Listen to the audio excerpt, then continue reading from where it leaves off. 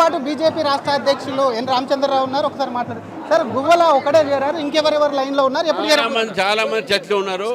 అందరూ ఒకరు జాయిన్ అవుతారు. టైం ఇంకా ఉన్నది. ఇప్పుడే ఎలక్షన్స్ ఏం లేవు కాబట్టి కొంచెం టైం పడుతుంది. చాలా మంది భారతీయ జనతా పార్టీలో చేరడానికి సిద్ధంగా ఉన్నారు. సార్ వచ్చే ఎన్నికలు ఎందుకంటే ఇందాక పార్లమెంట్ ఎన్నికల్లో బీఆర్ఎస్కు సున్నం మిగిల్చామని మాట్లాడారు. వచ్చేటువంటి ఎన్నికల్లో బీఆర్ఎస్కు సున్నం మిగిలిపోతుంది. అసెంబ్లీ 100% వచ్చేటువంటి ఎన్నికల్లో భారతీయ జనతా పార్టీ అధికారంలో వస్తుంది.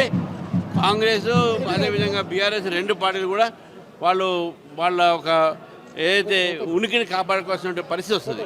ఇంకోవైపు కాంగ్రెస్ నేతలు ఇంకా బీసీ బిల్లు మీద మీ పైన ఇంకా విమర్శలు కంటిన్యూగానే చేస్తున్నారు. చేత కావట్లేదు బీజేపీలకు ఇక్కడ ఇచ్చి అక్కడ ఎందుకు ఒత్తిడి తీసుకొస్తలేరు చేతగైతే ఇక్కడ ఉన్న నాయకులకని అంటున్నారు. చెప్పింది వాళ్ళు, చేయాల్సింది వాళ్ళ పనులు మేము అమ్మాయిలు చేయమంటే ఎట్లా? వాళ్ళు చేయాల్సిన పని వాళ్ళు చేసుకోవాలి. మా మీద పెడితే ఎట్లయితే మీకు 5 ఏమైనా చెందినా మీరు చేయలేమని చెప్పండి. ఒకసారి ప్రజల ముందు మీరు ముక్కు రాసుకుంటే నేలకు తప్పైపోయింది సంపలేసుకుంటే మేము చూపెడితే ఎట్లా చేయాలని.